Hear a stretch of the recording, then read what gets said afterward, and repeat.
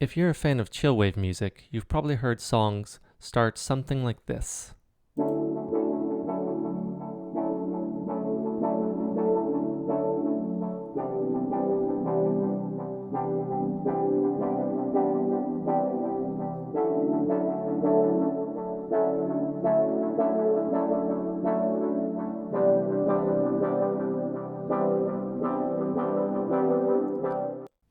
And in this video, I'm going to show you how to create these sounds.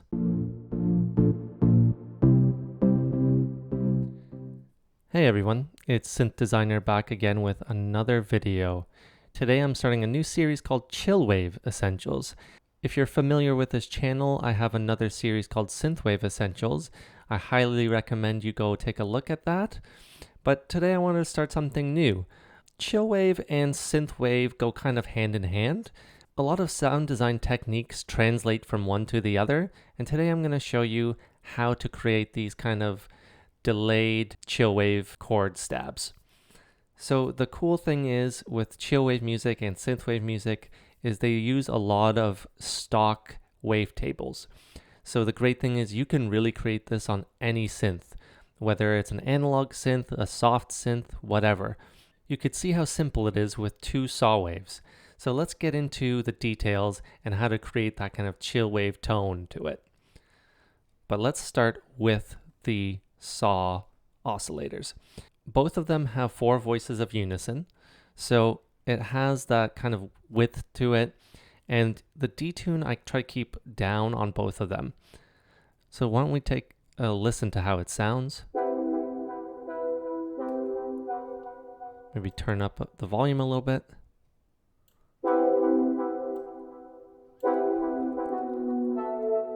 So just that classic kind of either chill wave or lo-fi type of synth wave type of sound. There's a couple of things that you want to pay attention to here.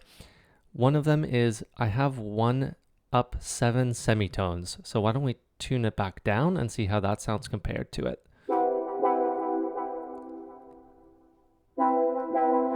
So it sounds okay, but the cool thing is 7 semitones is a major fifth above the root note. Now this is not a channel where I want to get into music theory, but it's just a really important basic fact about sound design. You can have one oscillator pitched 7 semitones and it's often going to sound really good with another oscillator. But I digress here. So let's get into the envelopes here. The first envelope has quite a bit of sustain and a semi-long decay, you could call, with a long release. Now what that does is the sound goes up and then just settles slightly below that volume.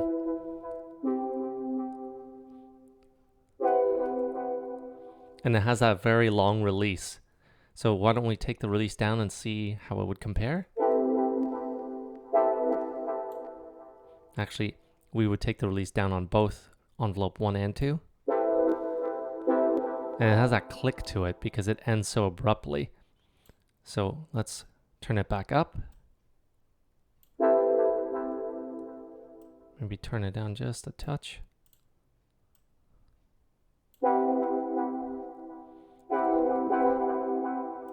See, now it has that great release to it.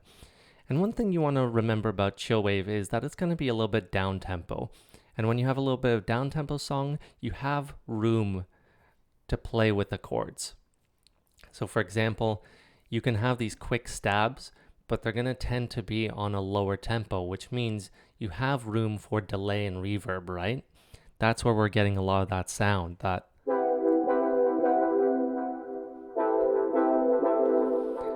now imagine that being up, say 120 BPM, for example, or 130, you wouldn't have that. It would just be a cluttered mess.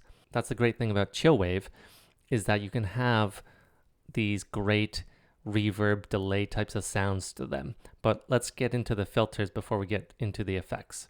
So the filter is on a low 24, so that's really cutting off a lot of the highs. Why don't we turn up the cutoff and see how that would sound? So quickly you can recognize that kind of sound in synthwave music. And so you can see kind of the parallels here between the two, But just by turning the cutoff down, you have something way more relaxed, way more chill, just by taking the higher frequencies out. We didn't even do anything really other than just turning down the cutoff there. One important part to remember is the envelope here that's attached to the cutoff. So if we were to bypass it, well, we can't even hear it because it's so low. We're not getting any sort of vibe other than kind of like an ambient type of chord sound, but that's not what we want. We want that quick rise and quick descent, and that's what we get here with envelope 2 being attached. Right? That comes out of a couple things. The reason why we're getting that sound is because envelope 2 is opening and closing the filter quickly. Just take a look at the filter here and how quickly it opens and closes. Sorry. So we have that quick swell because it's a quick attack to it, but it's not immediate. As you'll notice, the attack is actually up a little bit.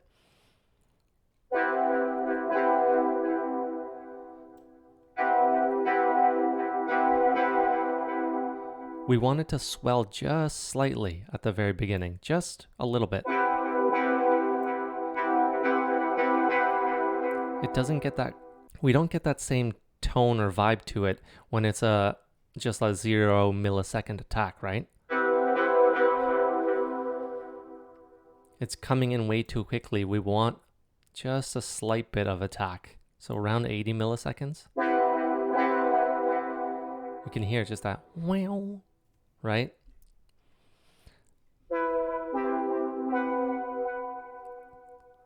The other thing is the resonance here. I don't have it too high, but it's often something that's automated quite a bit. Right?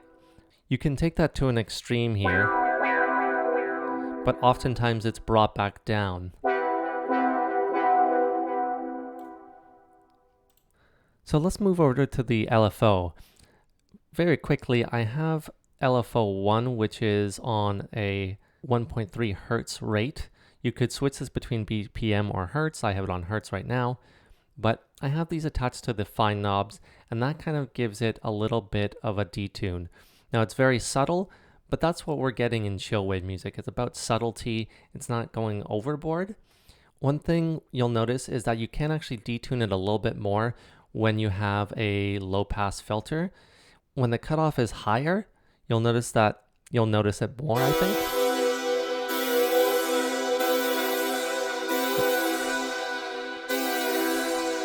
Right? But when I turn it down a bit, you notice it, but not quite as much. So you can be a little bit more liberal. I will still turn it down a little bit, but oftentimes I'll have it a lot lower when I'm working with something with more higher frequencies. That's just kind of a cool trick for getting it to sound a little bit more analog. And that's a classic kind of chill wave sound, right? Moving over to the effects, we have a couple of important effects here. The phaser and the chorus do quite a bit here in terms of getting it to sound bigger, but also kind of giving it width and space. And the cool thing about the phaser is oftentimes it's automated. So when you automate the phaser, it could really come in and out. It's easier to hear the phaser when the cutoff is higher. So I'm going to up it a little bit and let's hear it.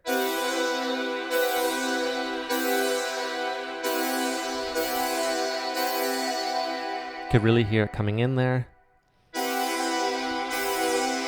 I have it at a low rate because it's a chill wave song, so we want the vibe to continue to build slowly, right?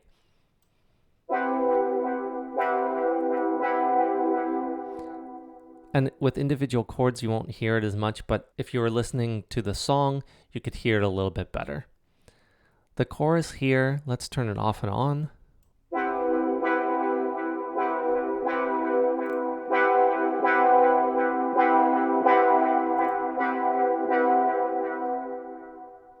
It's pretty high in the mix, so it does make quite a bit of a difference, and it gives us that kind of old school analog vibe to it, because the chorus was oftentimes one of the few things available on old school synths. So it's pretty common to add to a lot of sounds that you want to sound a little bit more old school.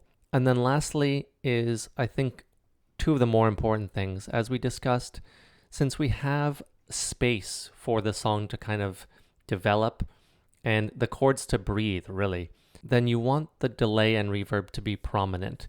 Like I said before, if the song was up-tempo, you don't want too much reverb and delay or it's going to sound really muddy. But having that chord plucked at a slower rate gives us more capabilities to have delay and reverb. Right? Why don't we play the song one more time here, or the intro, and listen to kind of the space between the plucks.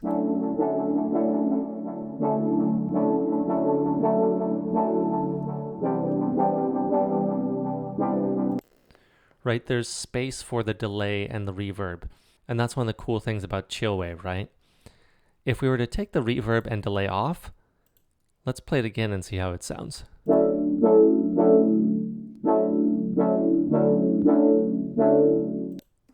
Completely different. You're not filling that space. It sounds really empty.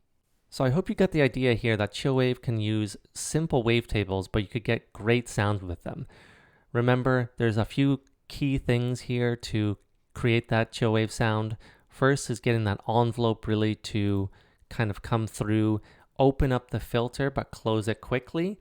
That gives you kind of that whooshing kind of sound to it that is popular in chillwave and synthwave music as well. The resonance and getting that warmth from the drive as well is a key aspect. The other thing is, of course, when you're going in down tempo, remember you can have more reverb and delay than usual, and that creates and fills the space that you need. After that, it's about automation, right? Open up the filter cutoff slowly as the song progresses, and think about using the phaser and the chorus in kind of new ways. Open those up a little bit more. Get them to be higher up in the mix and see how that works for your song. Remember, it's about keeping it pretty simple when it comes to the wavetables and then being creative all around that. So I hope you like this video. And if you want to download my preset pack Synthwave Essentials Volume 3, please go to my website at synthdesigner.com. It's completely free, no signups required, and you'll get lots of great sounds. Synthwave Essentials Volume 1 and 2 are also available completely for free, 100 free presets, all together completely free. Thanks for watching, and I'll see you next time.